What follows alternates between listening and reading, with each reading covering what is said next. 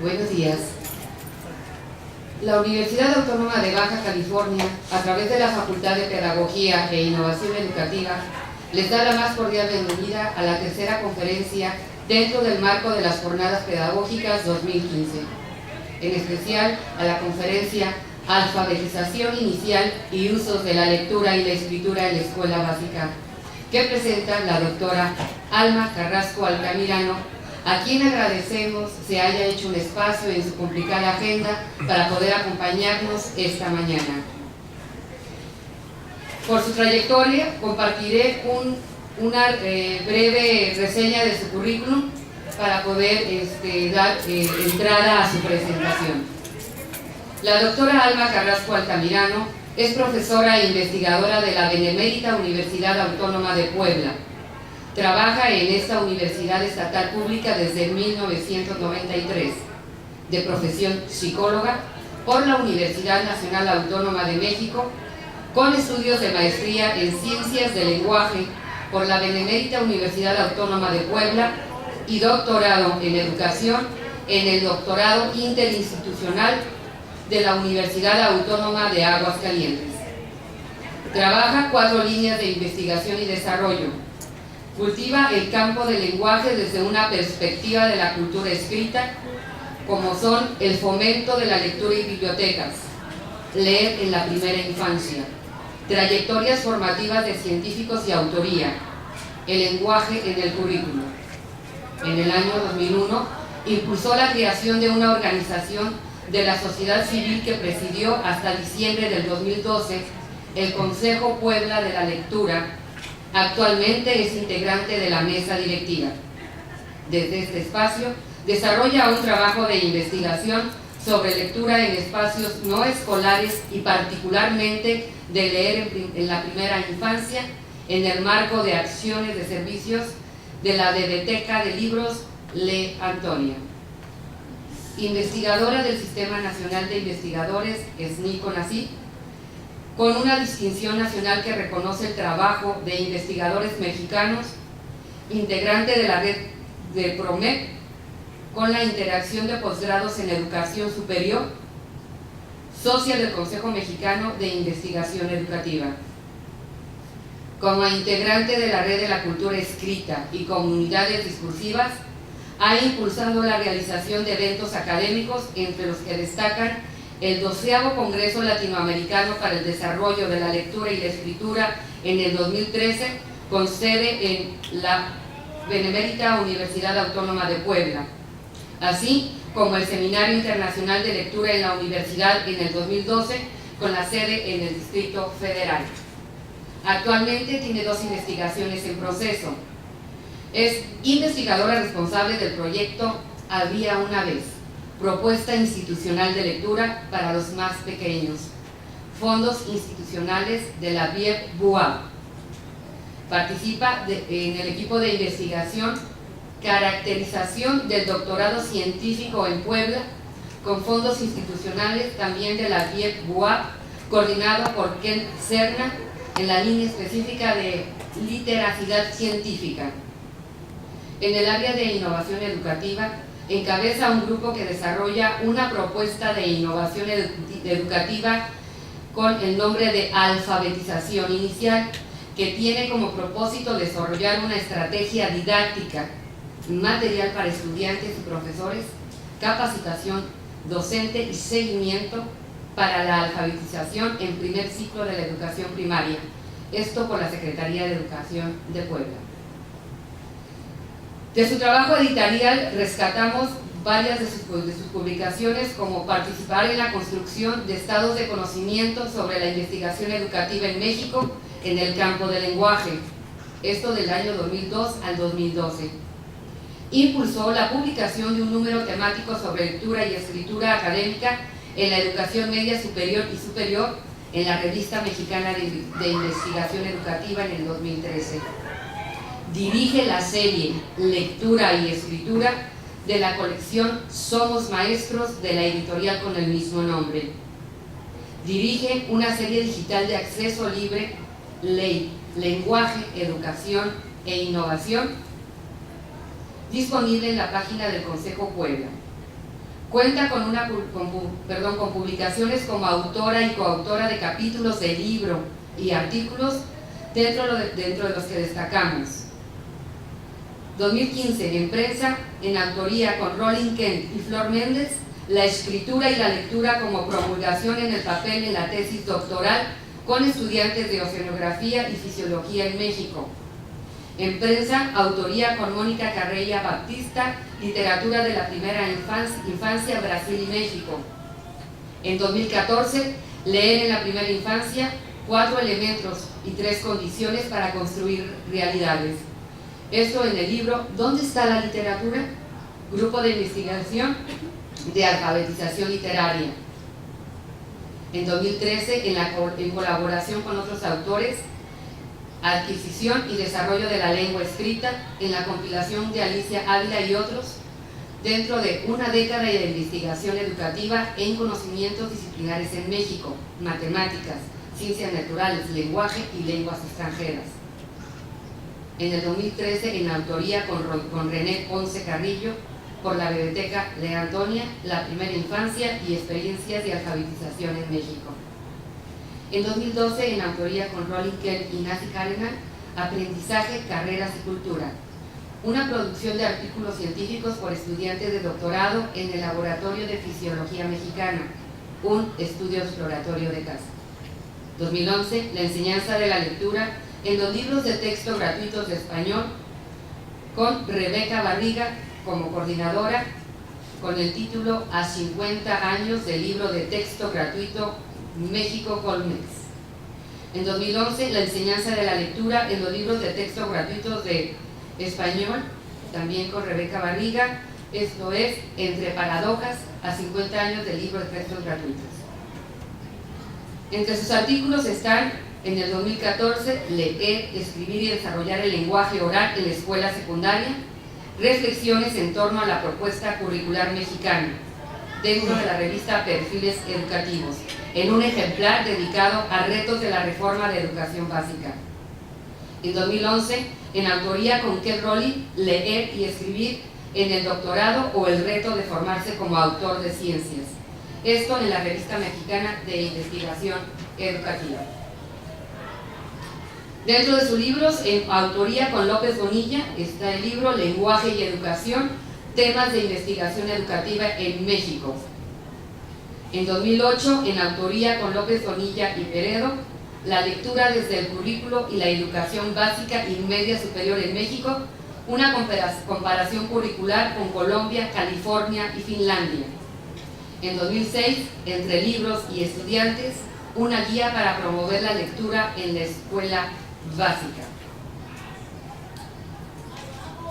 Para dar inicio a la conferencia, les solicito por favor que apaguen sus celulares y se abstengan de contestar alguna llamada para poder estar al 100% en este evento. La mecánica de trabajo será el siguiente: se compartirá el tema entre hora y media por la doctora y al cierre se darán 15 minutos para preguntas y respuestas. Al cierre de toda la actividad habrá la entrega de unas papeletas que tienen un código con el que ustedes podrán gestionar su constancia. Vienen todas las indicaciones dentro de la papeleta.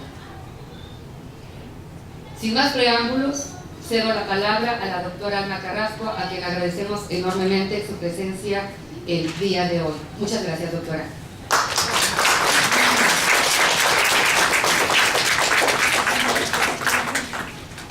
Sí, se escucha, muchas gracias, Aide.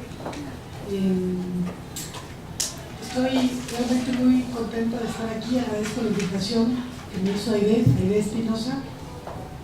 Hace ya varios años, Magdalena Duarte, que no sé si fue maestra de alguno de ustedes, también me había hecho una invitación. Y yo no había estado en esta parte del país, así que también estoy doblemente contenta por estar en Mexicali y conocer otra parte de la UABC. Una de mis colegas, Guadalupe López Bonilla, es de la UABC, pero de Ensenada, y he estado varias veces, pero nunca había estado en Mexicali. Esta licenciatura, como su nombre lo indica, está orientada a la docencia. Y lo primero que debo decirles, pensando en Freud, si ustedes han visto algo de psicología y saben quién es Freud, es que una de las profesiones imposibles es la docencia, junto con el psicoanálisis y la medicina. Y es imposible porque trabajamos con personas que necesariamente hacen que emerja de cada una de nosotras lo mejor y lo peor de cada una. Porque en el encuentro cotidiano con estas personas nos jugamos todo lo que somos, lo maravilloso y lo oscuro de cada individuo. Y en este encuentro, digamos, buscamos entender los procesos de aprendizaje de los otros para comunicarnos con ellos y para poder construir procesos de acompañamiento. Basado, digamos, en este planteamiento, es que yo quiero compartir con ustedes una serie de reflexiones sobre literacidad, lengua escrita, cultura escrita, desde una perspectiva sociocultural, para tratar de ver juntos, visualizar juntos cuáles serían los posibles procesos de acompañamiento, ¿no? Entonces, primero que nada, como parte de mis clases, una de las cosas que yo normalmente hago es presentar los títulos e invitarlos a ustedes a reflexionar sobre el sentido del título, qué elementos hay en el título. De hecho, cuando escribimos una ponencia para un congreso te piden un número determinado de palabras, ¿no? Pero lo importante es que el título trate de reflejar, o refleje en el mejor de los casos, el sentido de la intervención, ¿no? Entonces, yo le propuse a IDEA hablar de alfabetización inicial, y yo sé que ustedes no trabajan con alfabetización inicial, sino con secundaria y bachillerato, pero quiero que vean por qué es importante entender el proceso de alfabetización inicial, ¿no? Pero también hablar de los usos de la lectura y la escritura. Cuando hablamos de una perspectiva sociocultural, estamos hablando de qué es lo que la gente hace con los textos escritos, qué es lo que hacemos con los libros, cuando leemos, cuando escribimos, en fin, ¿no? Entonces me propongo sugerir una reflexión sobre los usos escolares y sociales de la lengua escrita e invitarles, a partir de ella, a multiplicar oportunidades para los niños de hablar, escuchar, escribir, leer, basadas esas oportunidades justamente en los recursos culturales que son los libros que tenemos a la disposición y que en su mayoría han sido cuidadosamente seleccionados, digamos, lo cual no significa que sean perfectos. Ningún material didáctico es perfecto, ningún libro es perfecto, y hay libros que nos interesan más que otros, pero eso es lo que tenemos al alcance, ¿no?, en la escuela. Cuando los niños aprenden a leer y escribir, cuando los jóvenes de secundaria tienen que desarrollar textos escritos, en realidad aprenden un código de representación de la escritura. Pero aprender este código no es aprender el código solo, no es aprender las letras solo, es aprender un sistema, y como sistema también nos habla de las formas de utilizarlo, ¿no? Y en realidad, tener enfrente las letras, o saber descifrar o decodificar las letras, no significa necesariamente saber leer y escribir, ¿no? Es como mirar, digamos, una fruta exótica que ustedes no conozcan y que no la prueben. La miran y les dicen, pues eso es fruta, y ustedes dicen, ah, pero no saben a qué sabe, ¿no? Entonces necesitamos multiplicar oportunidades para que los niños usen la lectura y la escritura y que no pensemos, digamos, que ellos son ajenos al lenguaje. Cuando llegan a la primaria, ellos ya han pasado 6 años de su vida en un mundo que habla, que les habla, que habla, ya saben cómo funciona la lengua. Y llegan a la escuela básica y las propuestas están hechas a partir de planteamientos de que los niños no saben cómo usar la lengua, ¿no? De hecho, los niños desde que nacen se desarrollan en el lenguaje como escuchas el primer año de vida cuando no tienen lenguaje, ¿no? Desde que un bebé nace, parte de lo que hace es aprender cuáles son los usos sociales de la lengua escrita. En esos usos sociales, a mí lo que me gustaría es mostrarles qué cosa es lo que las personas hacen con los libros, qué cosa es lo que las personas hacen para acercarle los libros y la lectura a los niños. Y yo quiero que ustedes se pregunten qué prácticas familiares rodean la vida de estos bebés. ¿Qué usos del escrito están haciendo los padres? ¿En dónde están los niños leyendo o escribiendo? ¿Qué cosa es lo que ven, digamos, en estos recursos? ¿Qué actividades están presentes? ¿Qué características tienen los espacios que los niños observan cotidianamente? ¿Quiénes están presentes? ¿Quiénes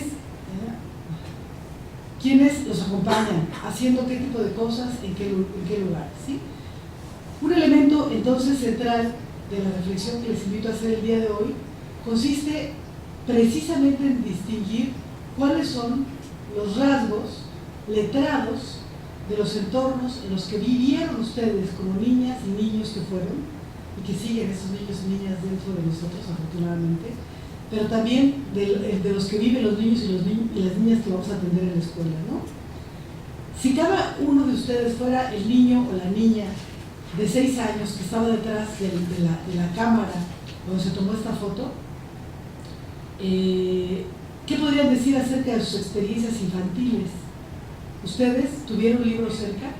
¿Había personas cerca de ustedes que escribían para distintos propósitos?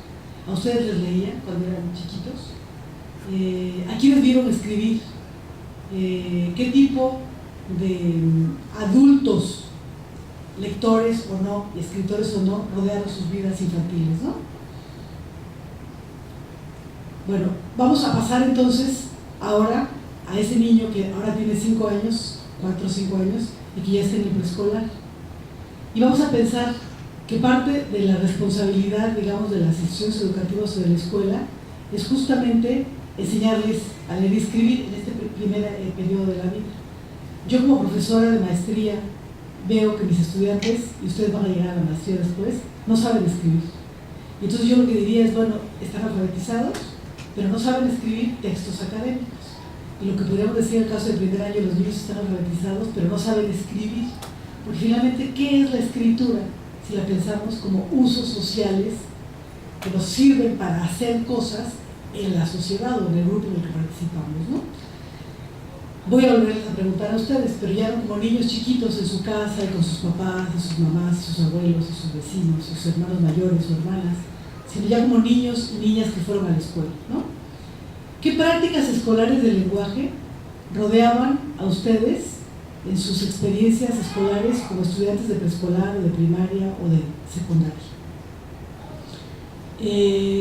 Todos los encuentros que tenían ustedes con la lectura, ¿eran individuales o eran grupales? Todos ellos estaban dirigidos por un docente o tenían la oportunidad de encontrarse con los libros de manera individual. Todos se desarrollaban en el salón de clases o algunos los hacían en otros espacios en la escuela, ¿sí? Todos eran siguiendo una consigna muy dirigida como esta de juegos de manos, o eran o tenían la oportunidad de tener una mayor libertad, ¿no? ¿Tuvieron la oportunidad ustedes de jugar juegos de mesa de lenguaje en la escuela primaria, en la escuela secundaria? ¿Han desarrollado juegos de mesa para sus estudiantes cuando los están atendiendo para la primaria y la secundaria?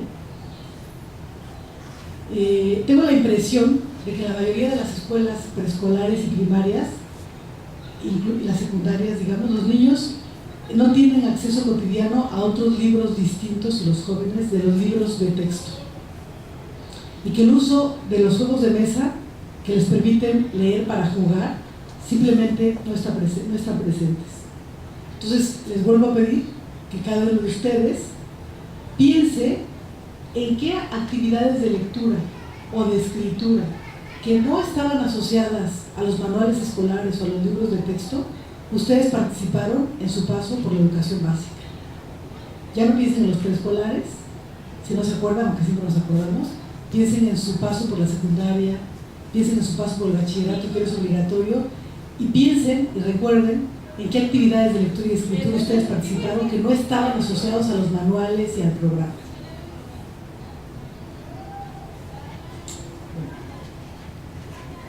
Nosotros, como personas, digamos, nos apropiamos de las representaciones sociales y de los usos del lenguaje que realizan los integrantes de los grupos de los que formamos parte. Percibimos y participamos de modelos culturales que nos representamos parcialmente cada uno de nosotros, cada una de ustedes, cada uno de ustedes en la cabeza, cada uno de ustedes se representa en sus mentes, ¿no? Pero también están representados parcialmente en las prácticas. Esta claramente es una práctica escolar universitaria. El hecho de estar en una conferencia, que estamos hablando como si leyéramos, digamos, es claramente una práctica de literacidad académica, digamos, ¿no? Pero hay otras prácticas. Y nosotros, cuando estamos ahí, vemos cosas y nos las representamos, pero también están en los entornos. Aquí estamos dispuestos en el formato de auditorio, en donde una es la persona que tiene la voz y la palabra y los demás son escuchas, que sería distinto de si estuviéramos en un salón con mesas y dialogando de manera distinta, ¿no? O con sillas que se podrían mover, digamos, ¿no? Entonces, para cambiar estas prácticas, necesitamos primero reconocerlas, necesitamos primero identificar la presencia de materiales que favorecen que en un grupo se lea y se escriba y observar cómo se usan en los distintos grupos en los que participan los estudiantes esos materiales. Vamos a estar yendo fuera de la escuela y volviendo a la escuela para ir siguiendo la argumentación que trato de proponerles aquí sobre los usos de la lengua escrita, ¿no? Entonces vamos a volver fuera de la escuela y vamos a analizar cuáles son los entornos del lenguaje que los niños tienen oportunidades de conocer y de reconocer. ¿A cuáles entornos del lenguaje están realmente expuestos los niños mexicanos? No los que viven en Mexicali o en la Ciudad de México, los que viven en el interior de las comunidades más alejadas, ¿no? ¿Qué cosa es lo que observamos en las imágenes que muestran lo que los niños ven cuando van por la calle? Esta es una foto de cualquier calle, digamos, europea, ¿no? Puede ser París, porque ahí están algunos nombres en París. Y lo que ustedes ven son letreros de calles, los viejos nombres de la calle, o sea, una ciudad muy antigua, ¿no? Eso casi no lo encontramos en México. Es increíble que en México no pongamos los nombres a las calles. Me estoy preguntando en qué calle estoy, ¿no? Señaléticas sobre no dejar sueltos a los niños tienen que ir de la mano en la calle, ¿no? Anuncios, carteles culturales, etc. Y un niño que camina por esas calles ve eso, ¿sí? Pero nosotros podemos ver esto también en las calles de México, ¿no? Entonces un niño que camina por estas calles ve estos usos de la escritura, todos. Y todos estos usos de la escritura, aquí sí hay un nombre de la calle, ¿sí? Pero en realidad son usos de la escritura que no precisa que las personas sepan leer propiamente un texto. Pollos rostizados o talachería, pues es el nombre de un servicio, ¿no? Entonces, solamente son usos de escritura nominativos, digamos. Pero estamos hablando de las ciudades. Esta es una foto de Puebla, de una esquina de Puebla, ¿no? Pero esta es una foto de una comunidad en el interior del estado de Puebla, en donde tenemos niños de escuelas multigrado, que un solo profesor atiende a los niños de los 6 primeros grados de primaria, hoteles secundarios donde un solo profesor y la televisión atiende a los niños de los 3 grados de secundaria, los 4 grados de secundaria, y ahí no hay ni lo que vemos en París, ni lo que vemos en la ciudad de Puebla. No hay nada. O, si acaso hay algo, son propagandas de anuncios políticos, cosa que ahorita están en todos lados porque van a ser elecciones, o propagandas de la Sonora Santanera y la cumbiera que viene en el próximo año. Y eso es todo lo que los niños ven, no ven otra cosa, ¿sí? Otra vez es nominativo, o sea, ven al baile o lo que cuesta el baile o la fecha del baile, pero no hay texto. Se fijan, no hay palabras realmente, ¿no? Si acaso, pero no hay letreros ni nada. Las Sabritas y la Coca-Cola no invierten en esos lugares porque no son rentables, ¿no? Pero también podemos leer este tipo de textos, que generalmente es como más, digamos, arte urbano, digamos, en la calle. Y aquí ya hay un texto, aquí ya no hay una talachería, aquí ya hay un texto que trata el autor o la autora de este texto de comunicar un estado de ánimo, ¿no? Una sensación, es de hecho un mensaje amoroso, ¿no? Nosotros en otros países, eso por ejemplo yo no lo he visto en México, quizás en la Ciudad de México cerca de Bellas Artes, encontramos como promocionales que son como más artísticos, en este caso para promocionar a la ciudad, y los niños ven eso también. Entonces ya no es un nombre como pollo rostizado, sino que ya es un cartel o lo que llaman un afiche que tiene otro tipo de recursos de comunicación, ¿no? O vemos esto en Puebla, que es un anuncio para una exposición artística que hay en uno de los museos que tenemos en Puebla, ¿no? Entonces, si nosotros vemos todo esto, nos tendríamos que preguntar qué materiales para leer están al alcance de los niños, qué oportunidades tienen los niños de representarse diferentes usos de la escritura. ¿Existen los mismos tipos de oportunidades para todos? ¿Todos los niños se representan las mismas expresiones culturales contemporáneas en las que lo escrito, sea artístico o no artístico, cumple funciones diversas? Vamos a ver qué cosa es lo que pasa entonces con, otra vez, ver leer a otras personas, ¿no? Fuera de la escuela. ¿Tienen oportunidades de ver leer a otras personas? ¿Tienen oportunidades? Aquí hay una persona leyendo, aquí hay otra persona con una computadora, aunque no se ve, y aquí hay otra persona leyendo. ¿Esto sucede para los niños? ¿Lo han visto los niños? ¿O los niños con los que nosotros trabajamos jamás han estado en un aeropuerto o en una estación de espera en donde las personas llevan sus libros para leer, ¿no? Fuera de la escuela, los niños tienen oportunidades de observar lo que otras personas hacen con la lectura y la escritura. Cada uno de nosotros y cada uno de ustedes ha podido observar fuera de la escuela y en la escuela lo que la gente hace con la lectura y la escritura. Ustedes, como estudiantes que llevan ya pues, toda su joven vida en la escuela, primero la primaria, luego la secundaria, luego la bachillerato y ahora en la universidad, han tenido oportunidad de reconocer y de participar en discusiones argumentativas para convencer a alguien más. ¿Cuántas oportunidades han tenido? ¿Han salido convencidos? ¿Han participado directamente argumentando o han participado solo como escuchas? ¿O solamente han participado de exposiciones en las que no se deja lugar a preguntas? Yo tengo la verdad y ustedes pues me escuchan, ¿no? Ustedes han participado en actividades en las que el lenguaje oral se emplea para afirmar y copiar verdades absolutas o para dialogar sobre las implicaciones de estas afirmaciones. Ustedes han participado en ejercicios para reconocer diferencias entre lo que yo les he tratado de mostrar ahorita, que no es lo mismo nombrar algo, pollos rostizados, que decir mi felicidad no tiene precio, tiene un nombre. Ustedes han tenido oportunidades para emplear y criticar las estructuras argumentativas de los textos de otros, de sus maestros, de sus compañeros, de las cosas que les dan a leer. Ustedes han tenido experiencias regulares de lectura en voz alta. ¿Quiénes les han leído en voz alta? ¿Qué les han leído en voz alta? ¿Cuándo les han leído en voz alta? ¿Con qué frecuencia? Al participar de las actividades letradas, cuando estamos ahí participando de ellas, como los que están aquí y no están dormidos, estamos también aprendiendo no solo de la actividad misma, sino del tipo de participación que otras personas tienen frente a ellas, ¿sí? Entonces yo veo aquí, aunque somos bien poquitos y este auditorio es fantástico para poder ver al público, personas que están siguiendo la conversación y están un poco interesadas, asintiendo, personas que están francamente dormidas y que bueno, pues están aquí de cuerpo presente y luego van a pasar por su constancia, y personas que están diciendo, a ver, como qué me está tratando de decir esta señora que está ahí enfrente, ¿no? ¿Sí? Entonces nosotros estamos aquí como parte de la actividad misma, no solamente aprendiendo de lo que estamos tratando de hablar aquí, sino a reconocer formas de participar, formas de hablar, que mi estilo de habla es distinto del profesor Andrés o de la profesora Aide, ¿no? Porque somos personas distintas, afortunadamente, ¿no? Son pues las experiencias las que marcan la diferencia entre vivir algo que me atraviesa. O sea, una experiencia es algo que me atraviesa, que pasa por mí, que hay como un parteaguas entre el antes y después de la experiencia, ¿no?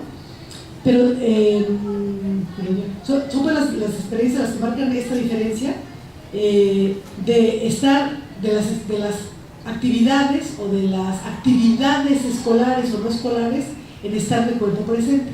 Seguramente les ha pasado también en situaciones de la casa. O sea, cuando hay muchos implícitos en una discusión y ustedes están presentes, es como si no se enteraran. Y luego les dicen, pero si tú estabas ahí cuando yo le dije tal cosa. Y entonces ustedes dicen, pues, pero no entendí porque no me había quedado claro el contexto completo, ¿no? Bueno, es lo mismo. ¿Cómo estamos viviendo cada una de las experiencias, ¿no? ¿Cuándo empezamos a apropiarnos? ¿Cuándo? ¿Cuándo, no cuándo? ¿Cuánto empezamos a apropiarnos de esta oportunidad de ser tocados por un libro o tocados por la cultura escrita, ¿no?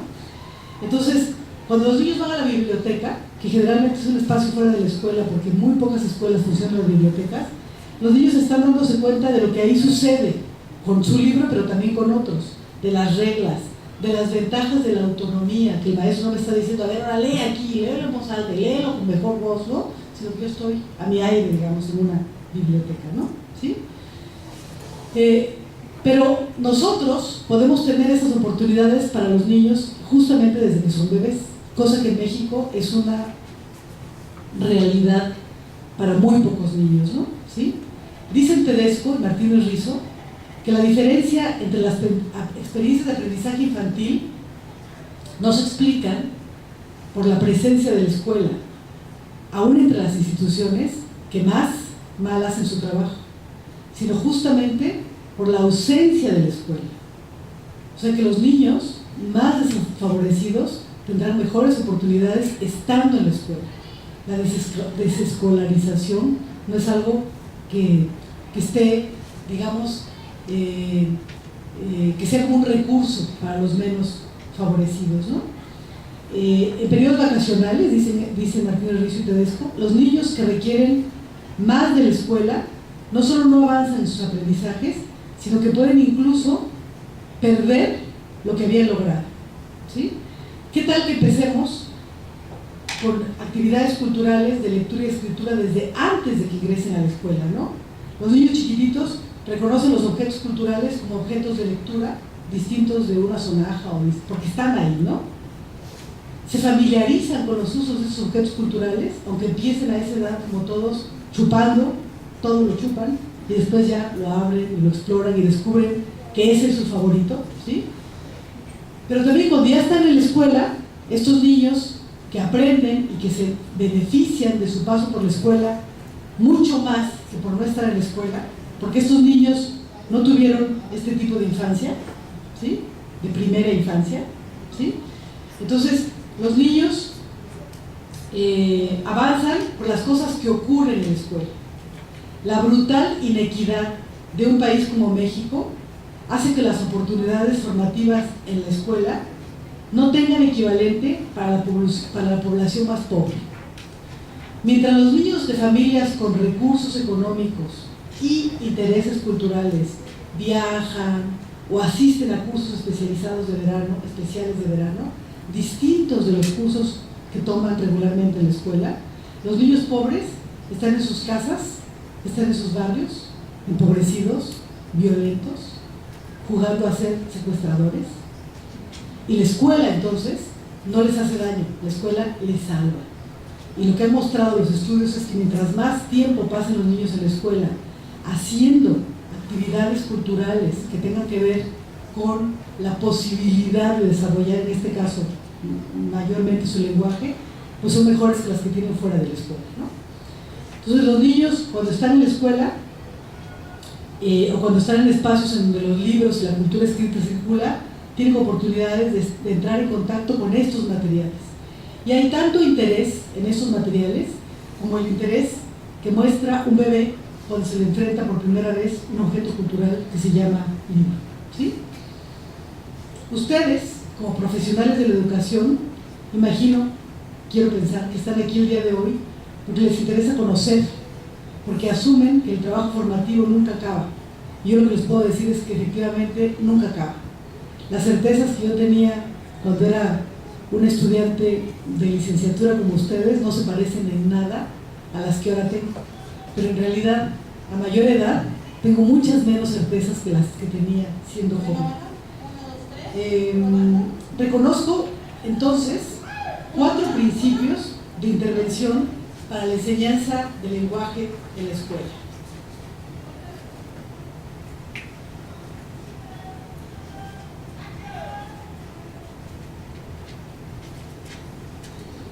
El lenguaje es una construcción convencional social.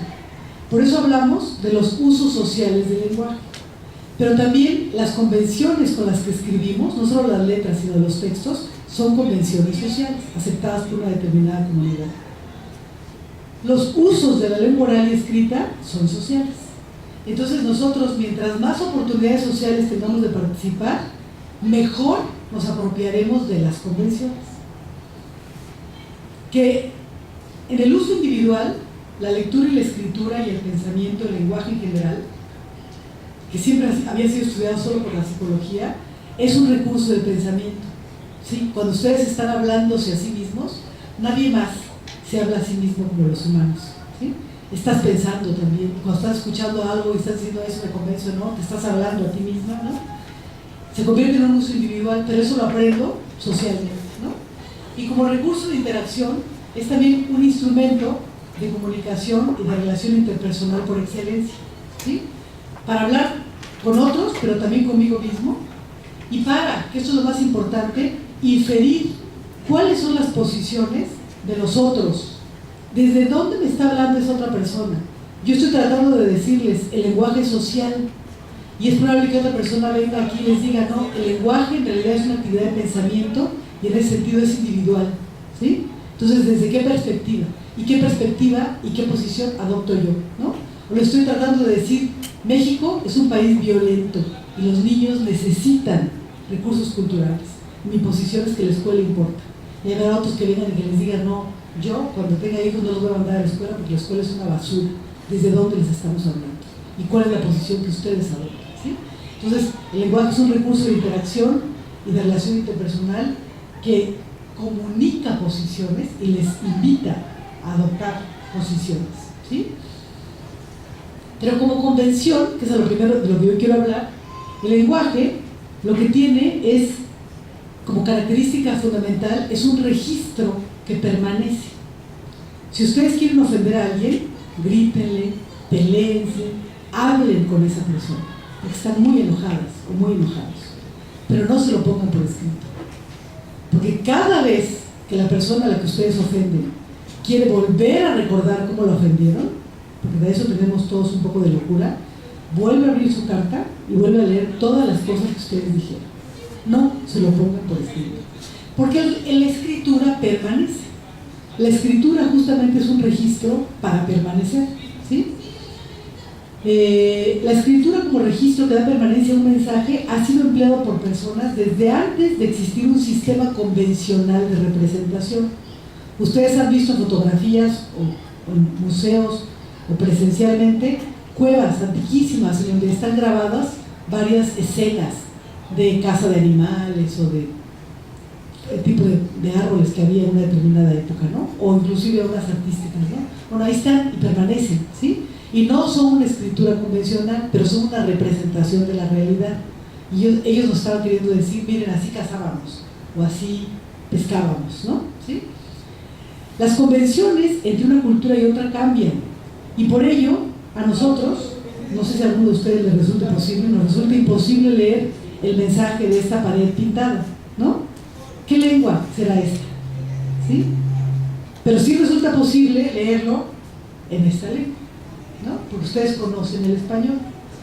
Entonces, nosotros convencionalmente aprendemos signos, marcas, grafías, disposición de la letra en una página.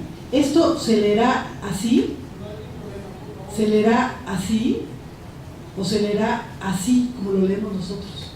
Entonces, estas son convenciones que el niño tiene que aprender al aprender a escribir y hablar. A escribir y a leer, ¿sí? Si se lee de derecha a izquierda, de arriba a abajo. Marcas o signos, como los acentos y la puntuación. ¿Eso será un acento? ¿Y esto será un acento? ¿O serán dos puntos, como nuestros dos puntos sintácticos?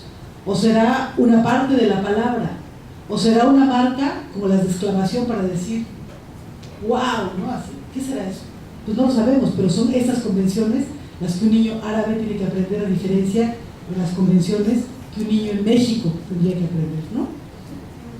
Cuando un niño aprende a escribir, entonces, cuando una persona aprende a leer, debe aprender precisamente estas convenciones, pero no como elementos sueltos, sino como parte de un sistema que se organiza para comunicar y que sigue reglas para ello. Nadie dice en su vida, o nadie va por la vida diciendo pollos rostizados, solamente, sino que uno dice, me encontré un lugar buenísimo de pollos rostizados y están baratísimos, ¿no? Entonces hay todo un discurso nadie dice una sola palabra, ¿no? Entonces, las personas aprendemos a emplear las convenciones como parte de un sistema que se organiza para comunicar, que sigue reglas. Por ejemplo, en el caso de las palabras mismas, las reglas de acentuación no se aplican a las palabras sueltas. Por eso tienen tantos problemas para acentuar, porque las reglas básicas de las graves, agudas y esdrújulas no se aplican si ya utilizan la palabra en un contexto. Ah, no, es que ahí sí lleva acento, no es que ahí no lo lleva. No, es que así cuando lo dices como pregunta sí te lleva, pero no, porque no es grave. Todas las excepciones a las reglas son convenciones, ¿sí?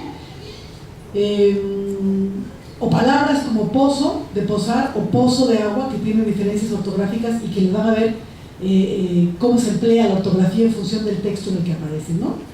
Las convenciones entonces no se aplican exclusivamente a la escritura de palabras, se aplican fundamentalmente a la escritura de textos. Si ustedes cometen faltas de ortografía al escribir, no se preocupen, eso no es problemático.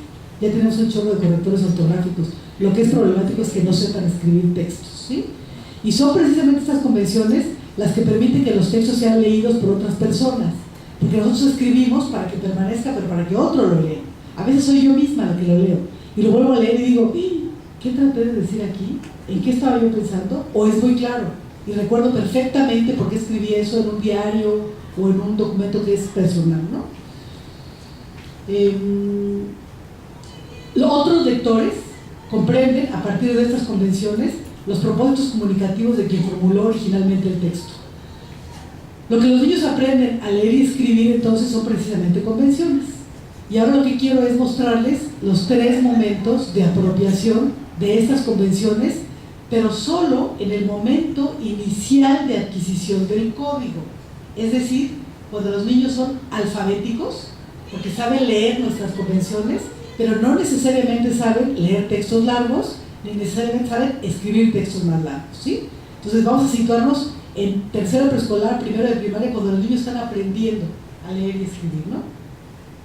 Bueno, ante la pregunta que una maestra hacía de un ejercicio, de un material que estamos elaborando, que es un material para la Secretaría de Educación Pública en Puebla y que son 4 cuadernillos como este tipo para aprender, para enseñar a leer y escribir en primer año de primaria, con sus respectivos recursos adicionales de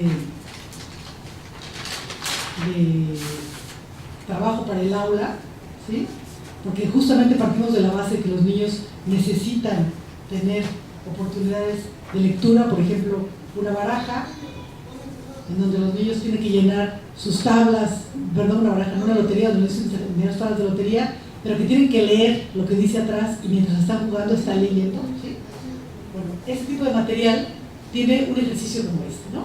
Y les pedíamos a los niños que escribieran qué frutas y lecturas venden en la localidad, ¿sí? Y un niño puso, ahí lo pueden ustedes leer, tuna, piña y de pera, ¿no? Bueno, entonces, en esta forma de mostrar los logros, digamos, de alfabetización inicial, podríamos decir que este niño es casi alfabético, es alfabético, se comió la A, pero no es grave, muy pronto la va a incorporar, ¿sí?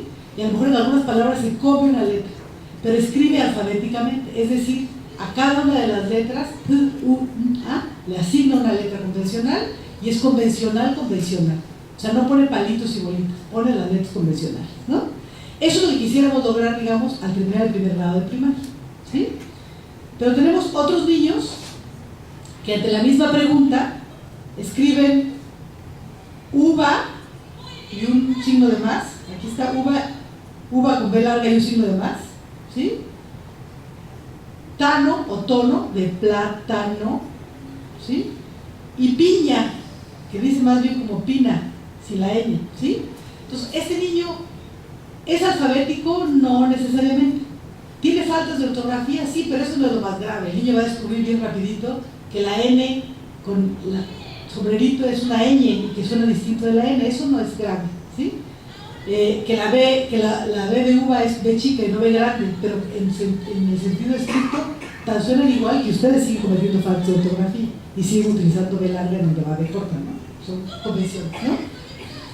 Pero aquí el niño es alfabético, ¿no? Porque no está escribiendo plátano, está escribiendo tano o tono.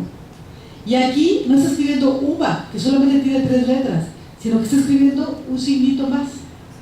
Y lo que nos muestran los estudios de Emilia Ferreiro es que los niños que están en esta etapa, digamos, pueden usar grafías convencionales para escribir, pero no necesariamente son alfabéticos. Este niño tiene algo que en la literatura se llama, que es como un control de cantidad, que piensa, o niña, no sé qué sea, ¿no?, que para que las palabras digan algo, tienen que tener por lo menos 4 letras. Si no tienen 4 letras, no dicen nada, ¿sí? Y por eso aquí agregó una. ¿Sí? Y si yo digo pla, pla, pla, ta, ta, ta, tan, tan, pues tan, me voy a poner tan, ¿sí? Y ahí dice plata. Cuando él se lee, va a decir plátano, ¿sí? Y se puede leer así, plata, ¿no? O se puede leer plata, ¿no? O sea, y ellos son alfabéticos, pero alfabéticos les llaman como silábicos, pero con control de cantidad, ¿sí? Y hay niños como este, pues que no tienen el recurso para representar convencionalmente el nombre de nada, ¿sí? Y que se queda básicamente con los dibujos. Bueno, estas etapas o este paso, perdón, no voy por este paso de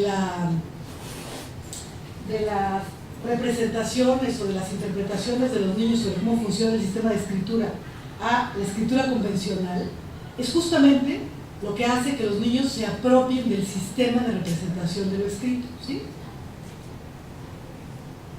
Nosotros,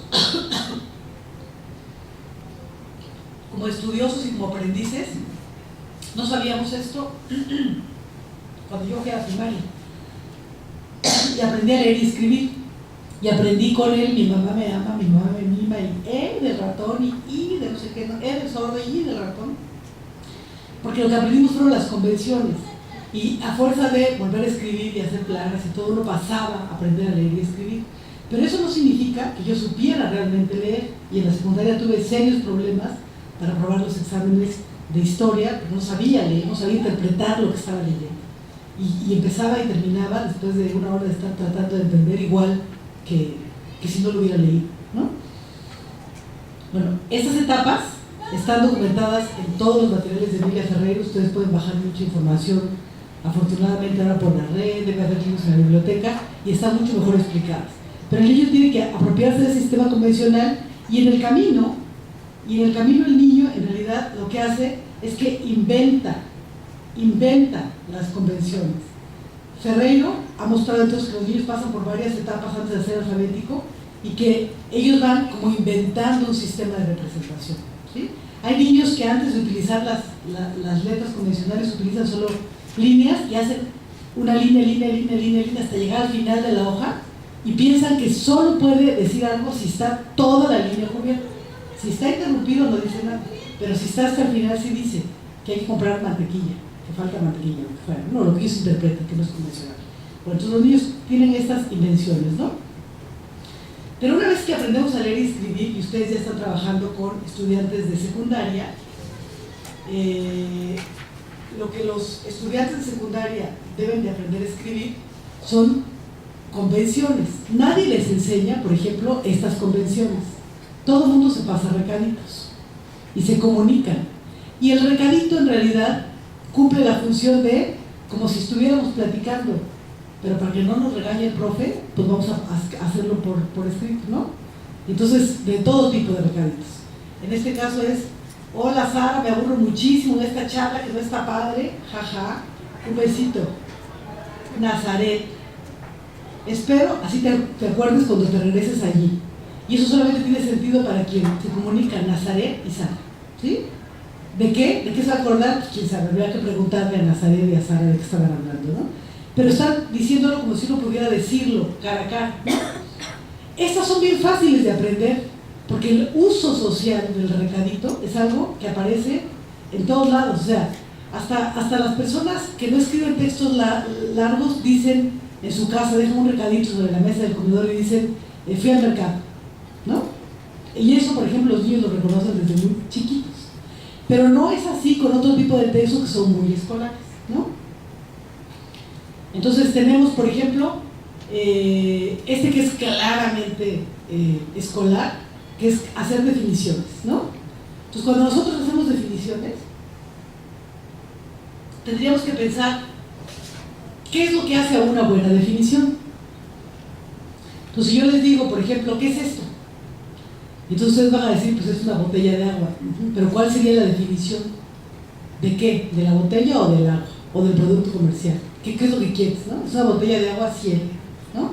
Entonces, lo primero de una definición, convencionalmente hablando, es que digas a qué se refiere la palabra que quieres definir. ¿Qué es leer? ¿Es una actividad de pensamiento? ¿Es una actividad social? ¿Es una actividad de lenguaje? Dependiendo de la perspectiva que ustedes adopten, si es psicológica dirían que es de pensamiento, si es sociocultural dirían que es una actividad social, ¿no?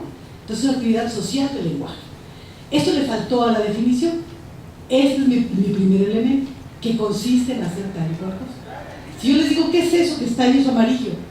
Entonces me dicen, es una butaca. Ok, pero ¿qué es una butaca? ¿Es un mueble? Es un mobiliario. Okay, primero es un mobiliario y luego es. Entonces, también esto es una silla, es un mobiliario. También el sillón de su casa es un mobiliario. Entonces, primero hay que dar la definición general.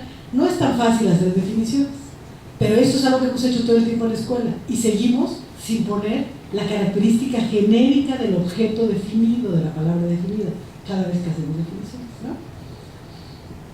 Pero también podemos tener una escritura que es entre cotorra y de registro, digamos, que permanece, en donde, déjeme subirle aquí, porque no sé, se lo voy a leer porque no lo alcanzan a ver, ¿no? Dice, a mi querido esposo, aquí yace y hace bien, aquí yace y hace bien, él descansa ya también. Señor, recíbelo con la misma alegría con el que yo te lo mando. Bravo. ¿Sí?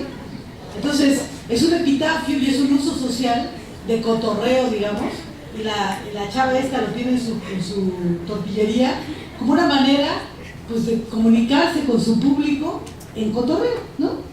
Y a lo mejor sí, efectivamente se le murió el esposo, a lo mejor no, a lo mejor quiere que se muera, ¿no? Pero así lo puso.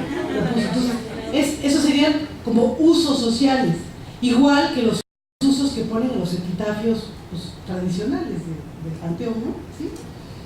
Pero también tenemos este tipo de recursos, que es como pollo rostizados, pero aquí ya lo que se están anunciando son servicios, ya no hay un pollo rostizado, sino tienen dos servicios en esa casa, ¿no? Y tú puedes hablar de esos teléfonos y puedes alquilar el cemental o llevar tus cuchillos a afilar, ¿no? Y no es un lote, no es una casa, ¿no? O tienes esto, que otra vez ustedes no saben cómo se lee. Se leerá así, se leerá así, pero pueden inferir de qué se trata. ¿Pueden más o menos como representarse de qué se trata? ¿Cuál sería la diferencia entre un anuncio que diría, por ejemplo, se venden tortillas, un recado, como el que vimos de Nazaret que le escribía a Sara, un epitafio como recurso literario, y esto? ¿Qué sería esto? Bueno, si insistimos en la naturaleza de las convenciones, podemos pensar, ¿saben qué dice ahí? ¿Qué se imaginan que dice ahí? No saben qué dice ahí, pero se lo pueden imaginar. Por ahí hay un dentista, o aquí a media cuadra está el dentista, pase usted a hacerse sus incrustaciones de oro, ¿no? Blanco, lo que sea, ¿no? ¿Por qué? ¿Por qué pudimos saber qué dice ahí? A diferencia de qué decía en la pared otro, y también en esa, porque hay dos gráficas, porque hay dos fotografías, ¿sí? Entonces, cuando nosotros exponemos a los niños a libros en donde, por ejemplo, como en este, tenemos una carta de lotería, y aquí abajo dice la fiesta, y aquí abajo dice los gorrones o las aguas, ¿no? Entonces le estamos diciendo, esto se llama así, ¿no? Y entonces tenemos la gráfica. Y aunque él no sepa leer, va a saber que aquí abajo dice el tamal, ¿no? ¿Y por qué no pusimos tamal solito? Porque estamos tratando de que vayan aprendiendo también el sentido de las palabras que no tienen significados sueltas.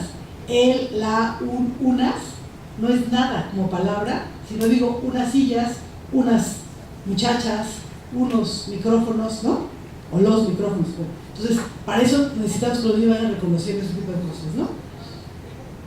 Entonces, para insistir en la naturaleza de las convenciones, este anuncio árabe nos ayudó a ver que las gráficas ayudan, ¿no? Podemos inferir de qué se trata, pero nadie me puede decir que sabe leer lo que está ahí, o si sabe, pues no díganmelo, porque yo no sé, ¿no? Entonces, lo mismo sucede entonces con los niños cuando aprenden a escribir. Se preguntan, ¿qué dice ahí? Reconocemos escrituras y al principio no sabemos si están chuecas o no. Después, cuando somos más grandes, decimos, es que yo escribo bien mal letra de manuscrita porque uso la computadora, nunca practiqué, ¿no? O yo lo escribo re bonito porque hice un gran esfuerzo para escribirlo, ¿no? ¿Por qué sabemos leer lo que está escrito? Decodificar las letras es igual a interpretar. ¿Y cuántas palabras necesitamos para pensar en un lenguaje que sea interpretable, que sea más que una palabra? ¿Sí? Bueno, vamos a regresarnos a, aquí nada más, déjenme decirles aquí, por ejemplo, nada más para terminar de hablar de esto de la adquisición. Otro estudio de Emilia Ferreiro mostró que cuando a los niños se les pedía que leyeran algo, les decían, a ver, ¿qué dice aquí? Y supóngase que aquí dice, de esta manera, así que se lea en árabe, vamos a leerlo en español. Aquí dice, desde donde está el 1, el niño sube la escalera, ¿sí? Y le preguntan a un niño que no sabe leer, ¿qué dice aquí? Y entonces el niño le dice, el niño sube la escalera. Y entonces le preguntan, ¿dirá niño? Y unos dicen, no, dice el niño sube la escalera. Y otros dicen, no, dice el niño. Y otros dicen, sí, sí dice niño. Y entonces son distintas representaciones de palabra y de texto, ¿no? Dirá escalera, sí. Y cuando le dije, ¿dirá sube? No, dice sube la escalera. O sí, sí dice sube. Y luego les preguntan, ¿y cómo le haremos para que diga el niño baja la escalera? Y ellos me dicen, pues lo leo así. Si así suena, así baja. Es parte del no reconocimiento de las convenciones, ¿no? Entonces, ¿qué pasa si los niños, desde que son muy chiquititos, como las fotografías que yo les he mostrado, aprenden a leer? Vamos a volver entonces a la lectura ahora, ya no solamente la escritura, ¿no? En los primeros censos en México se diferenciaban a las personas que sabían leer y escribir de aquellas que solo sabían leer. Leer y escribir son dos aprendizajes paralelos. Y hay muchas personas que leen mucho y leen muy bien, pero que no escriben. No escriben, algunas porque son analfabetas, yo diría a medias, porque sí saben leer, y no escriben porque nadie nos ha enseñado a escribir, nadie lee lo que escribimos, nadie corrige lo que escribimos, nadie nos da estructura para lo que escribimos, ¿no? Entonces, lo que nosotros pensamos, que como parte de la cultura social, los niños que tienen oportunidades de leer, como esos niños, no solamente están leyendo para sí y pensando, con la mirada o la actitud de concentración que ellas y ellos tienen en las bibliotecas, sino que están también reconociendo las convenciones, los párrafos, la puntuación, los títulos, ¿no? Y nadie les está diciendo, mira, el título quiere decir tal cosa, lo están viviendo, lo están experimentando al leer, ¿no? ¿Sí? Entonces, estas personas que leen son individuos que se familiarizan con lo escrito, que tienen cierto tipo de preferencia, les gusta más leer cierto tipo de cosas que otras, que tienen más o menos experiencia de lectura, ¿sí? Por ejemplo, en una escuela dirían, no dobles así el libro porque se le rompen las hojas, y ella diría, bueno, pues es mi libro, yo hago lo que quiera con mi libro porque es mío, ¿sí? No te pongas encima de los libros porque los estás maltratando, tienes que pasar las hojas cuidadosamente, ¿no? Pero yo estoy ya familiarizada con esa lectura cuando me dispongo a leer. Leer, dice Penac, es un verbo que no se puede conjugar en imperativo, como amar. Nadie les puede ordenar leer, porque ustedes necesitan restarle tiempo a otras cosas para sentarse a leer, y eso tiene que ver con su experiencia de lectura. Si cada vez que toman un libro les va de la fregada, pues no lo vuelven a tomar, ¿sí? Pero si algún libro les hace ojitos y quieren regresar a sentir lo que ese libro les hizo sentir, vuelven a leer y dejan de hacer otras cosas, porque no se puede leer, a por más multifuncional que sean ahora los chavos, el celular, el no sé qué, no, tienes que hacer como un paréntesis para leer y entender lo que estás tratando de entender, ¿no? Entonces hay una disposición y una mayor o menor familiaridad con los textos, ¿sí? Leer entonces es una práctica individual y es una actividad individual, es una práctica social, exige práctica y compromiso personal, pero demanda también recursos culturales, condiciones materiales y entornos favorecedores. Si no hay libros, no hay lectura, ¿sí? Y es lo que pasa en la mayoría de las familias en México, ¿no?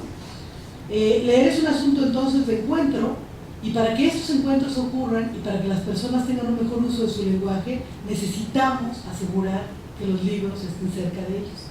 Necesitamos asegurar que las oportunidades para hablar sobre libros estén cerca de ellas y de ellos, ¿sí? ¿Cómo voy de tiempo? Perdón. Son las 11, me pasan 20 minutos más. Ya vamos terminando, ¿no? Bueno, entonces, gracias. Entonces, ahora vamos a regresar rápidamente a la escritura, ¿no? De poco sirve entonces estar alfabetizado si no se usa este aprendizaje. Los usos de lo escrito son fundamentales. Ahora bien, los usos que los diferentes entornos demandan son variados. No es lo mismo usar el lenguaje escrito para escribir un menú, que básicamente exige no cometer faltas de ortografía, ¿no?, que emplearlo para reportar una experiencia didáctica, como lo que les piden a ustedes aquí al final de su carrera, ¿sí? Porque eso les exige conocer la estructura de un texto y ser conscientes de lo que los lectores de ese reporte esperan encontrar. No solamente esperan encontrar que ustedes sepan escribir bien, porque ya van a salir de la universidad, sino esperan encontrar algo que realmente muestre que han hecho una reflexión a partir de su intervención. O sea, hay estructuras, ¿no? Tienen que familiarizarse con ellas, ¿no? Entonces, si nosotros pensamos en la escritura como recurso expresivo, que ya no dice simplemente pollos rostizados, ¿no?, podemos pensar, por ejemplo, en cómo utilizaron en esta biblioteca noruega una palabra que no sé qué signifique, como mira, órale, no sé qué significa esa palabra, ¿no?, para poder marcar a un texto como una invitación para leer, ¿sí? Es un recurso expresivo que está tomado, digamos, de los textos como un tipo cómic, ¿no? Pero también esto, que fue muy popular, digamos, entre los contemporáneos y los poetas también más antiguos, de hacer formas con la poesía. Y aquí detrás hay una poesía, es un recurso expresivo, pero aquí ya estoy escribiendo algo más que una palabra, ¿no? Pero también puedo utilizarlo, la escritura, para normar y para prohibir, ¿no? Entonces, cuando ustedes entren en una biblioteca, se vale que traigan tienen que traer más bien un pase, se vale que traigan una lápiz y tienen que traer las manos limpias, ¿no? Se vale que tengan corrector, se vale que tengan el celular, ahí dice, ¿no? Pero no se vale que entren, en Londres todo el tiempo llueve, con el paraguas escurriendo, ni con tijeras, ni, ¿no? Entonces, bueno, aquí hay como un reglamento que mezcla recursos gráficos con recursos, y ya es más complejo que podemos usarlos. Y aquí dice, en portugués, ¿no?, un letrero en alguna de las calles, ¿no?, prohibido jugar en esta calle, no sé qué diría en portugués, pero es una prohibición, ¿sí?, que es como un reglamento, ¿no? Pero también en la escuela podemos utilizar la lectura para clasificar, y no es lo mismo clasificar los textos como literario e informativo a clasificar los textos por colecciones. Todos estos libros me sirven para empezar a leer con otros, ¿sí? Entonces, las clasificaciones también pueden tener un grado mayor de elaboración y utilizo más de una palabra, ¿no? Pero también puedo utilizar la escritura como un recurso, como en la pared del enamorado o enamorada, para decir, por ejemplo, el derecho de los niños, ¿no? En Espantapájaros, que es un lugar en Colombia donde cuidan, atienden y acompañan a los niños pequeños, defendemos el derecho de los niños a morder los libros. Y tienen una exposición mensual que se llama Los Más Mordidos, ¿no? Entonces, y ellos te lo dicen así desde que tú entras, digamos, al espacio, ¿no? ¿Sí? O una demanda, ¿no? O sea, yo te amo, pero jamás me dejes, ¿no? Yo te amo, pero también soy tu dueño. ¿Sí? Entonces, bueno, son demandas distintas de la otra, ¿sí? Pero también podemos ver ya no solamente un párrafo, sino un texto más largo, cuando yo hablo de las estructuras textuales. Y aquí lo que tenemos es, por ejemplo, la presentación de una exposición al aire libre en Buenos Aires de historietas por la identidad, con todos los niños que los militares utilizaron como botín de guerra en la dictadura y que ahora tienen alrededor de 40 años, y que están restituyéndolos a las familias de las que les quitaron, que mataron a los padres, a las madres, etc. Hay un movimiento muy grande en Argentina sobre esto. Había una exposición cuando me tocó visitar Argentina que era historietas por la identidad. Entonces, aquí hay un texto muy largo. ¿Cuál será la función de este texto largo? Pues presentar la exposición. Entonces, ya no es lo mismo que decir, en Espantapájaros defendemos el derecho de los niños. Ya tengo que decir algo más, ¿no? ¿Por qué? O sea, porque los niños mueren. Si fuera una exposición sobre el derecho de los niños de morder, sería un texto más largo. Y tiene una estructura de párrafos. Y cada párrafo tiene una función apelativa y comunicativa con quien está leyendo esta exposición, ¿sí? Pero después está también cada una de las propias historietas de todas las personas cuyas abuelas se volvieron a encontrar con sus respectivos nietos o nietas. Entonces cada uno hizo una historieta sobre esto, ¿no? ¿Qué sucedía? ¿Cuándo se los llevaron? ¿Qué pasó con los padres? Y cada uno hace una representación artística sobre esto. Eso es otro género. Y es un género que requiere necesariamente del dibujo, ¿no? Pero también yo puedo tener, digamos, como para recapitular, un letrero simplemente de decir a dónde estoy llegando, o un catálogo de materiales, de libros, que es distinto de un libro de literatura, ¿no? Y también es muy importante que, así como les dije que la escritura permanece, si permanece, por ejemplo, en bronce, ¿no? O sea, aquí de plano nadie va a borrar lo que dice aquí, pero aquí sí puede borrar lo que dice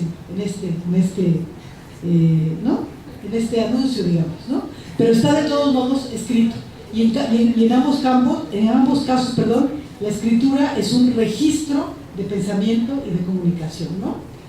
Ok, esa escritura también me permite, el hecho de que permanezca lo escrito, me permite a mí leer en voz alta un texto y poner a disposición de otras personas el texto que yo estoy leyendo en voz alta. A otras personas que saben leer, que están aprendiendo a leer o que no saben leer. Y entonces yo puedo crear audiolibros, por ejemplo, porque esto lo leo igual, mi voz es distinta, mi entonación es distinta, pero se lee igualito aquí, porque está escrito, ¿no? Pero también puedo utilizar esto que está escrito como un recurso para volver a recordar si yo ya lo sabía, si yo ya lo había escrito, si ya me había dicho a mí misma que eso estaba mal, pero volví a caer, ¿no? Porque eso, como dice la canción, que tropecé de nuevo con la misma piedra, siempre nos paran también, ¿no? Entonces nos hablamos a nosotros mismos, ¿no? Y entonces, ¿qué cosa es lo que aprendemos en la escuela? En la escuela, entonces, idealmente aprendemos los códigos. En la escuela, idealmente aprendemos a leer y escribir. Los quehaceres de la escuela están, digamos, orientados a enseñarnos a leer y escribir, ¿no? Entonces, por un lado, la escuela debería asegurar oportunidades para aprender a trabajar colaborativamente y en forma individual sobre la lengua escrita. Debería también enseñarles a hacer lo que cada vez más nos piden que hagamos.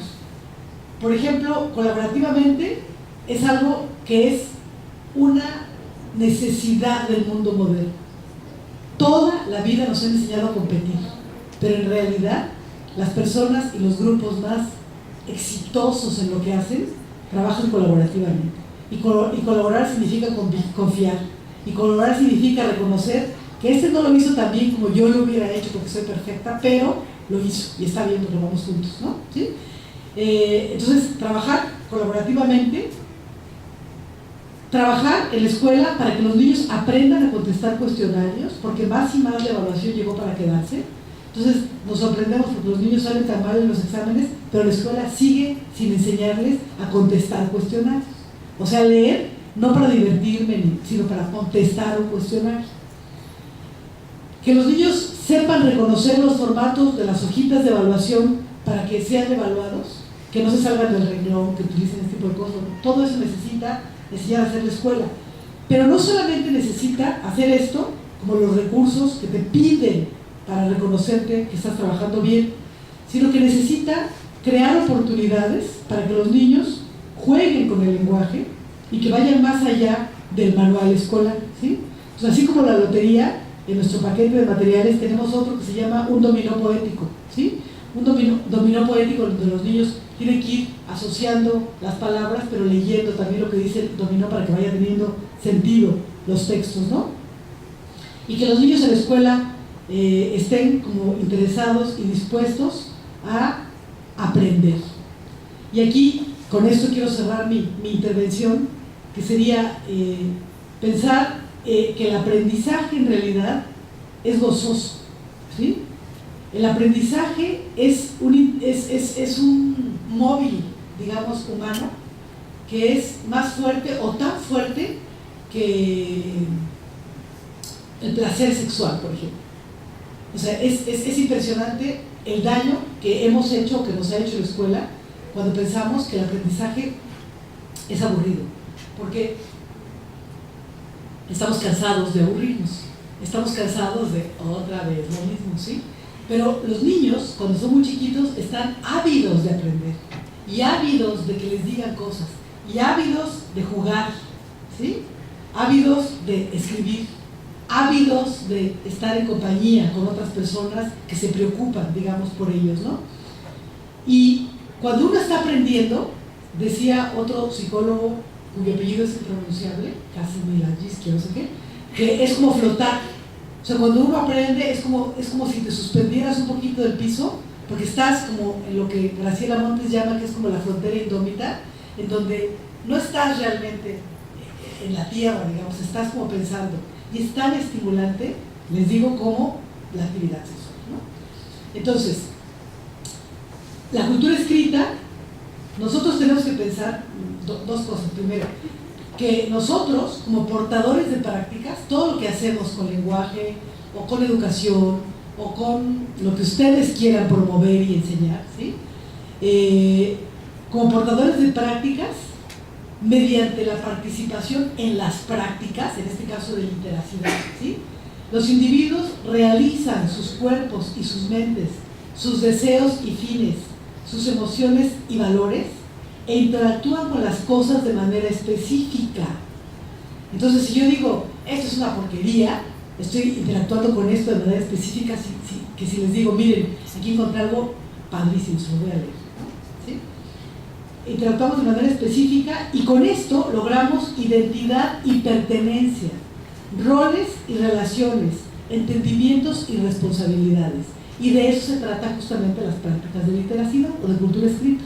Porque no es fácil, ni vamos a aprender a escribir y a leer si no nos ponemos a escribir y a leer y a discutir sobre lo que estamos escribiendo y leyendo, ¿no? Entonces, nosotros, en ese sentido, debemos reflexionar, digamos, siempre en el tipo de participaciones y realizaciones que buscamos impulsar desde la escuela y desde antes de llegar a la escuela, ¿sí? Entonces, yo participo o elijo leer como intervención educativa, como los niños que están en la foto de la izquierda, o participo con presencia, digamos, en una biblioteca y asumo posturas de estoy observando lo que otros hacen, vean el brazo de este niño, o sea, estoy verdaderamente en mi elemento aquí como relajado, haciendo una de las cosas que más me gusta, ¿no? Y aquí hay otro que está parado y que aunque está dando la espalda, cuando se voltea va a ver estas actitudes, ¿sí? Y estos están leyendo por asignación escolar, sí, pero le están dedicando tiempo a la lectura, porque nadie se va a hacer lector si no le dedican tiempo a la lectura, ¿sí? Entonces, mientras más chiquitos empecemos fuera de la escuela y reforcemos desde fuera de la escuela esas actividades de cultura escrita, pues mejor y más oportunidades van a tener los niños, ¿no? Y cierro ahora sí diciéndoles entonces, con Margaret Mead, una antropóloga cultural, que la cultura escrita tiene dos comienzos, uno en el mundo y el otro en cada persona que aprende a leer y a escribir. Y también tiene dos tipos de historia, una, la que corresponde al cambio y la evolución en el tiempo de lo que importa en la cultura escrita, y la otra, las historias de vida de los individuos que aprenden a leer y escribir y que dependen de esas actitudes como atributos vitales en las sociedades letradas. Y entonces me parece que leer y escribir deberían de ser para los niños y las niñas de este país, para los niños y las niñas de Baja California y de Mexicali, tan cercanas como actividades y tan entrañables como es jugar, ¿sí? Muchísimas gracias.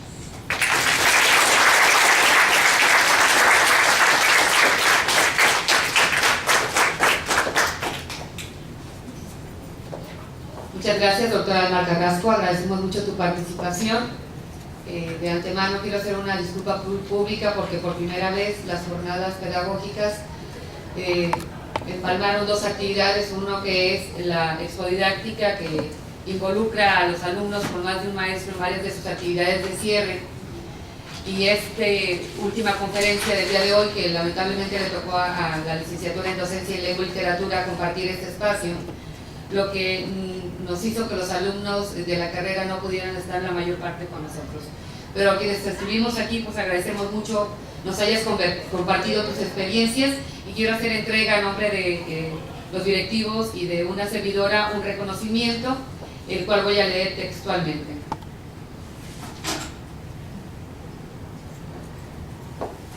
La Universidad Autónoma de Baja California, a través de la Facultad de Pedagogía e Innovación Educativa, otorga el presente reconocimiento a la doctora Alma Carrasco Altamirano por impartir la conferencia Alfabetización Inicial y Usos de la Lectura y la Escritura en la Escuela Básica, dentro del marco de las Jornadas Pedagógicas 2015, desarrolladas del 19 al 21 de mayo del 2015, Mexicali, Baja California, México, y firma nuestro director Salvador Ponce Ceballos. Maestra Alma, muchas gracias.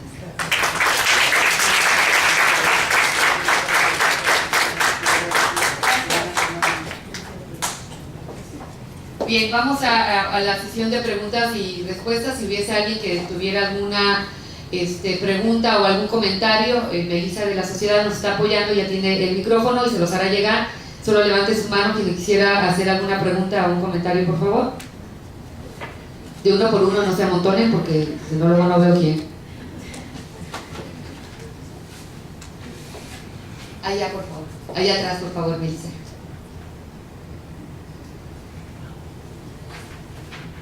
Buenos días. Todavía son, ¿verdad? Doctora, una de las cosas que a mí me dejó así como que pensando que sí es cierto la codificación de los niños desde chiquitos. Tengo un niño que ahorita tiene 4 años, pero a la edad de los 3 años, desde pequeño yo le he leído, y a los 3 años él agarró un libro de los que yo le leía mucho que se llama ¿Dónde está mi mamá? Así que el niño, sin saber leer, sin ir al jardín, sin nada, te lee completamente el libro desde el principio a fin, nada más con las ilustraciones de los dibujos. O sea, él sabe decodificar sin saber leer lo que está viendo. Yo, a mi edad, pues la verdad, a mí no me inculcaron la lectura, fue algo que a mí me nació desde pequeña, pero yo sí se lo estoy inculcando a mis hijos, y me da risa que tan pequeño y no tiene nada que ver que no sepa leer, pero él decodifica todo el libro completo hasta el final. Ese sería mi comentario, nada más. Gracias. De hecho, es lo que llamaríamos una persona, es un lector dependiente. O sea, depende de tu voz, depende de tu relato, depende de la manera en la que oralices el texto, pero ya se lee a sí mismo, ¿sí? Entonces lo memoriza, efectivamente no sabe qué dice mamá, pero hacer esa actividad lo coloca en una posición mucho más favorecida que un niño que llega a primero de primaria y que jamás ha tenido contacto con un libro, porque ni siquiera sabe cómo se usan estos objetos culturales, ¿no? Entonces, el impacto que no está muy documentado y tampoco se ponen de acuerdo los investigadores que tiene la lectura desde la primera infancia, parece ser que que tiene un mayor éxito escolar, digamos, los niños que están familiarizados con el objeto, ¿no? Entonces, pues, la verdad, y ese es un fantástico, es fantástico. Gracias. ¿Alguien más? Aquí, por favor.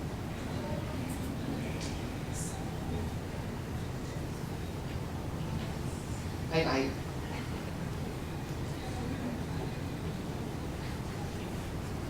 Sí, yo durante este semestre he estado haciendo prácticas, ya las finalicé. Aquí en la facultad se nos hace hacer un trabajo de investigación en base a nuestras prácticas. Yo ahorita estoy analizando mis resultados y he notado, yo trabajo con adolescentes, no con niños, pero aún así ellos ven los textos conforme a los resultados que obtuve yo como muy para la escuela, porque hicimos varias preguntas, entre las cuales se veía, ¿a ti te gusta leer los textos de la escuela? Y te dice que no, y le preguntas, ¿lees textos fuera de la escuela, o sea, que no tengan que ver con la escuela? y te marcan que sí, pero que lo hacen por obligación. Entonces es algo que a mí me llama mucho la atención, porque conforme a su plática, pues usted menciona que el niño va decodificando y le va dando significado. Entonces yo creo que hace falta trabajar esta área de acercarnos a la lectura como algo positivo, como algo bueno, algo que les va a permitir a ellos crecer, no como una obligación.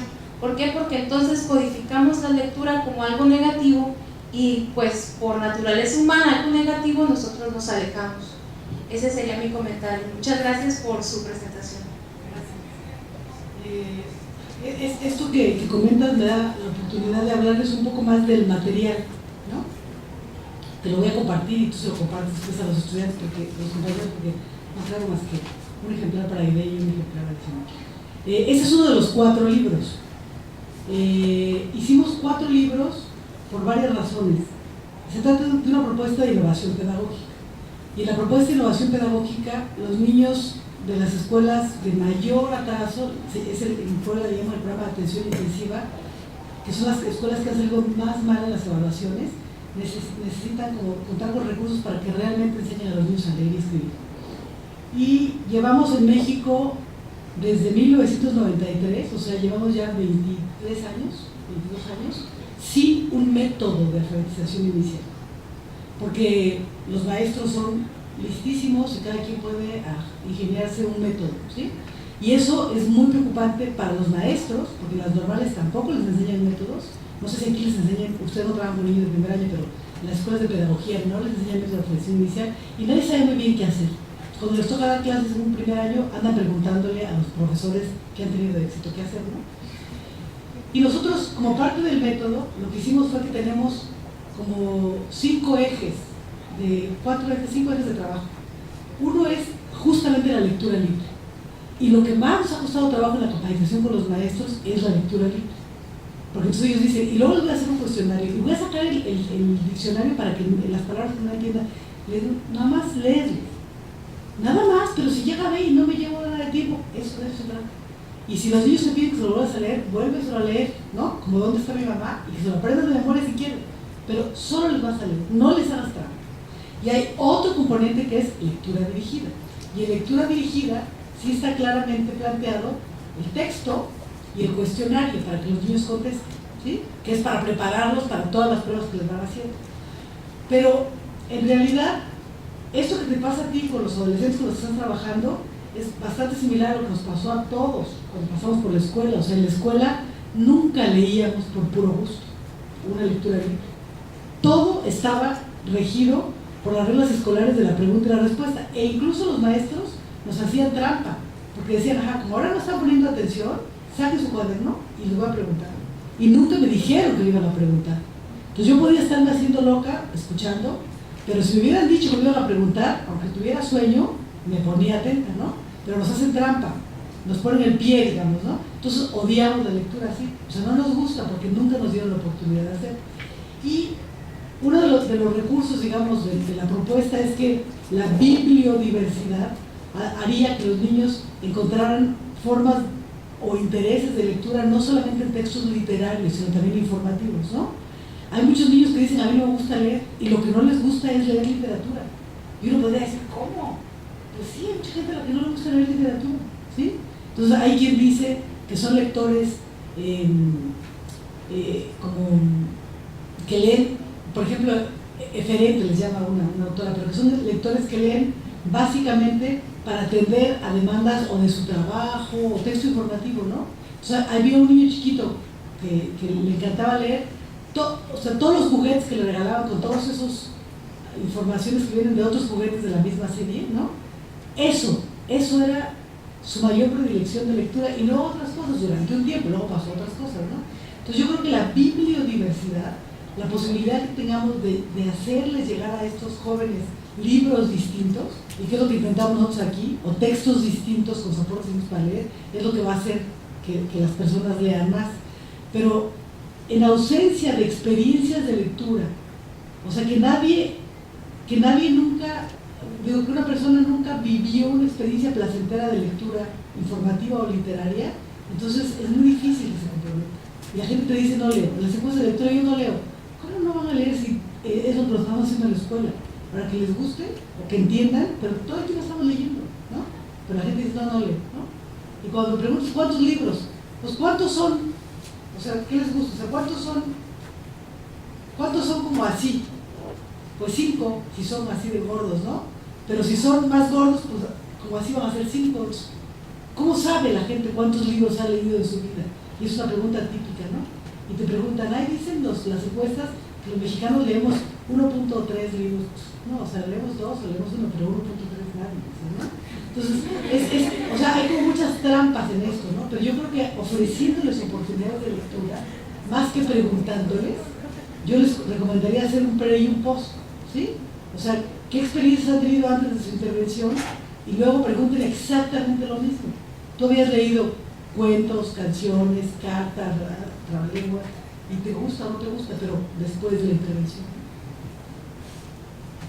Y gracias, hay otra pregunta.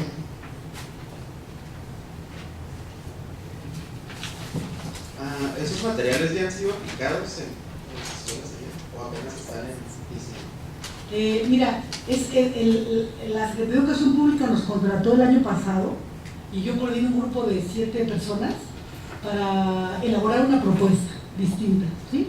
Entonces nosotros no estamos inventando un método, estamos recuperando de la historia de los métodos de escritura, digamos, el método de la palabra generadora, porque lo que tiene más sentido es la palabra, y empezando por la palabra que es tu nombre propio, ¿no? Entonces, lo que estamos haciendo es como ordenar una secuencia de didáctica para trabajar con palabras generadoras a partir del nombre propio, pero también trabajar con texto libre, lectura dirigida, escritura de texto, no solo de palabra, conversación, y estamos incluyendo varios recursos a los que les llamamos divertimento, un poco tratando de que en la escuela se reproduzcan las condiciones de los Montessoris, que tienen todo el tiempo materiales los niños para trabajar. Entonces, si yo termino rápido o si voy muy lenta, mientras me llega la maestra a atender, yo puedo estar jugando con un tablero, o ya terminé muy rápido, puedo hacer otras cosas para recortar, ¿no? Entonces, lo que le propusimos a la Secretaría de Educación Pública es, vamos a hacer 4 materiales y vamos a probarlos con los maestros. Entonces, empezamos en enero, febrero, marzo, abril. Sí, empezamos en enero la primera capacitación con el primer paquete, son 4 libros como este con los profes. Los profes se los llevaron, nos están dando sus comentarios a través de un sitio en internet. Y ahora en mayo, la próxima semana, tenemos la última capacitación del libro del maestro, ¿sí? Y con las observaciones de ellos a través del correo electrónico y con las observaciones de cada uno de los sitios de capacitación, que son 17 sedes en Puebla, estamos mejorando los materiales, o sea, no cambiándolos. Y una vez que estén, van a ser como públicos, digamos, ¿no? Entonces yo espero que pues, pronto, para el siguiente ciclo escolar, estén montados en una página de internet y puedan bajarlos completos, ¿sí? Muy bien, gracias. Si no hay alguna pregunta más o algún comentario, con esto cerramos la presentación de la doctora, nuevamente agradeciéndoles y a ustedes también por su presencia y asistencia. No se vayan todavía, antes de que se vayan. No hay ningún comentario, entonces yo quiero cerrar por algo que es justamente esto de la lectura libre, ¿no?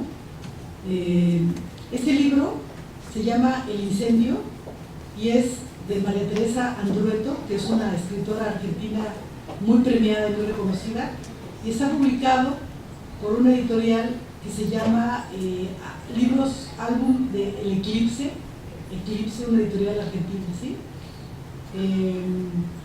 Dice así: érase una vez un teatro en una ciudad elegante.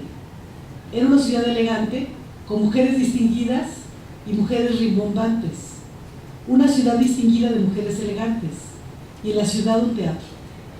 Un teatro petulante entre varios rimbombantes y mujeres atrevidas. Una ciudad atrevida con mujeres petulantes y un teatro peculiar. En fin, un teatro rimbombante en una ciudad singular. Y en el teatro, un incendio espectacular.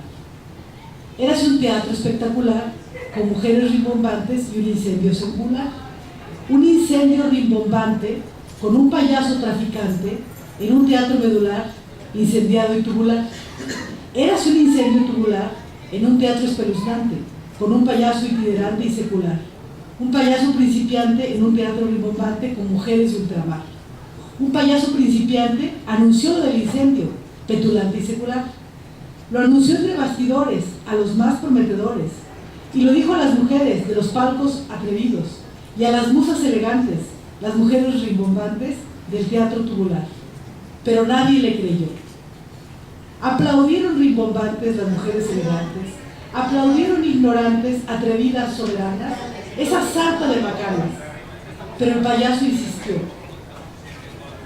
El payaso petulante en el teatro itinerante de esta ciudad singular repitió lo del incendio rimbombante y tubular. Elegantes, distinguidas, las señoras comedidas lo veían delirar. Lo aplaudían generosas, atrevidas y gustosas. Y el payaso exultante, triturado como comediante, insistía sin parar. Insistía, pero nadie le creía. Y por eso fue que luego se volaron por el fuego.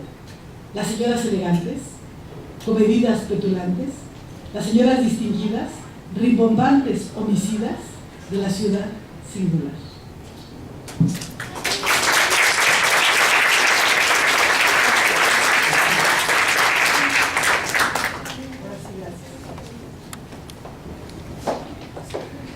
Bien, jóvenes, con esto cerramos agradeciendo estas últimas palabras de la doctora. No nos resta más que agradecer su presencia nuevamente y comentarles que a la salida estarán entregando las papeletas para las constancias. Un anuncio adicional para los alumnos de séptimo: les voy a pedir por favor a los representantes de cada uno de los equipos del proyecto que apoyen a su compañera lo que queda del tiempo a la 1 que se cierra la primera presentación del